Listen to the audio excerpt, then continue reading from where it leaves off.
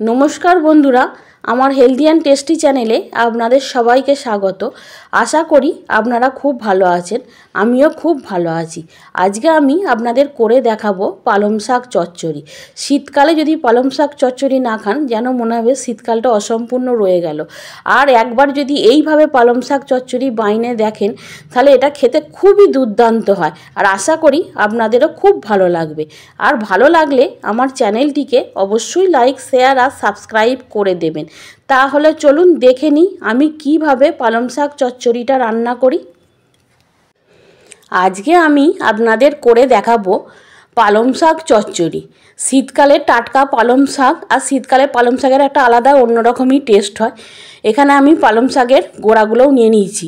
কচি পালং শাক হলে এরম গোড়াগুলো দিয়ে দিলে খুব খেতে ভালো হয়। আর এখানে আমি নিয়ে নিয়েছি আলু, শিম, বেগুন আর মূলো। এই দিয়ে আমি চচ্চড়িটা করব। এরপর গ্যাসের মধ্যে কড়াই বসিয়ে আমি কড়াইতে সরষের তেল দিয়ে দেবো। সরষের তেলটা গরম হয়ে গেলে ওর মধ্যে আমি দিয়ে দেবো বড়ি। আর চচ্চড়িতে অবশ্যই বড়ি দেবেন।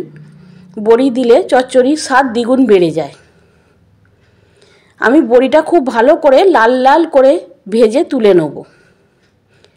তুলে নেবার পর আমি ওই তেলের মধ্যেই বেগুনগুলো লাল লাল করে একটু ভেজে নেব। বেগুনগুলো নাড়াচাড়া করে খুব ভালো করে লাল লাল করে একটু ভেজে নেব। বেগুনগুলো নাড়াচাড়া করে এইভাবে লাল লাল করে একটু ভেজে নিয়ে বেগুনগুলোও আমি তুলে নেব।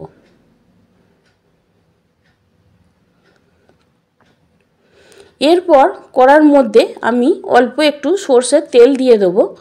দিয়ে তাতে দিয়ে দেবো আমি 5 ফোড়ন আর 2টো শুকনো লঙ্কা। শুকনো লঙ্কার 5 ফোড়নটা হয়ে গেলে ওর মধ্যে আমি বাকি সবজিগুলো দিয়ে দেবো।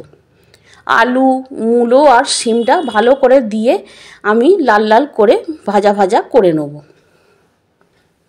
ভালো করে নাড়াচাড়া করে লাল লাল করে ভেজে নেব। ভালো করে নাড়াচাড়া করে লাল লাল করে ভাজা হয়ে গেলে ওর মধ্যে আমি দিয়ে দেবো হলুদ গুঁড়ো অল্প পরিমাণ আর অল্প পরিমাণ জিরে গুঁড়ো দিয়ে এটা আমি সবজির সঙ্গে ভালো করে ভাজা ভাজা করে নেব। ভালো করে নেড়ে চেড়ে ভাজা ভাজা করে নিয়ে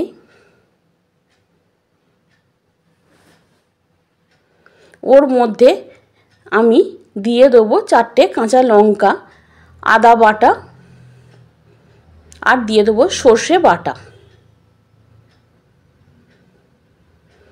দিয়ে আদা বাটা সর্ষে বাটাটাও খুব ভালো করে সবজির সঙ্গে মিশিয়ে নেব। খুব ভালো করে সবজির সঙ্গে কষিয়ে নিয়ে ওর মধ্যে আমি এবার দিয়ে দেবো কেটে রাখা পালং শাকগুলো। এবার পালং শাকগুলো ভালো করে সবজির সঙ্গে মশলার সঙ্গে নাড়াচাড়া করে নিতে হবে। এইভাবে সবজির সঙ্গে নাড়াচাড়া করে করলে চচ্চড়িটার খেতে খুব সুন্দর টেস্ট হয়। খুব ভালো করে নাড়াচাড়া করে পালং শাকটা মশলার সঙ্গে মিশিয়ে নিতে হবে।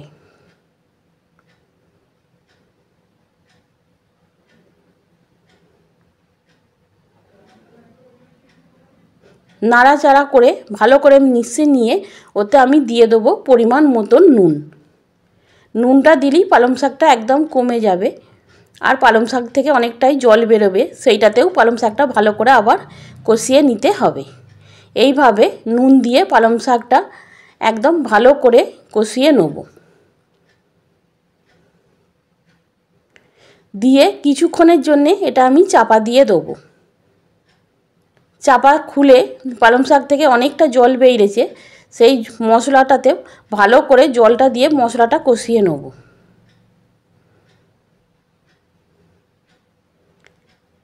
এইভাবে নাড়াচাড়া করে মশলাটা কষিয়ে নিয়ে ওর মধ্যে দিয়ে দেবো আমি অল্প পরিমাণ জল, যাতে আলুগুলো, শিম, বেগুন এগুলো সব ভালো করে সেদ্ধ হয়ে যায়।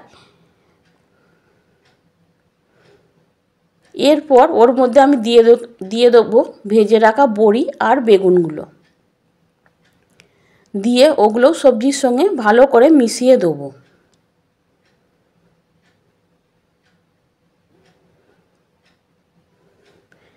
এরপর ওর মধ্যে আমি দিয়ে দেবো অল্প একটু চিনি। এটাতে চিনিটা অবশ্যই দেবেন, না হলে এই চচ্চড়িটার ভালো স্বাদ হবে না গো। চিনিটা দিয়ে এটা আবার আমি 5 মিনিটের জন্য চাপা দিয়ে দেবো। 5 মিনিট পর ঢাকা খুলে যখন আমার সব সবজিগুলো সেদ্ধ হয়ে যাবে, দিয়ে ভালো করে নাড়াচাড়া করে জলটা শুকিয়ে নিতে হবে, তাহলেই রেডি হয়ে যাবে আমার পালং শাক চচ্চড়ি।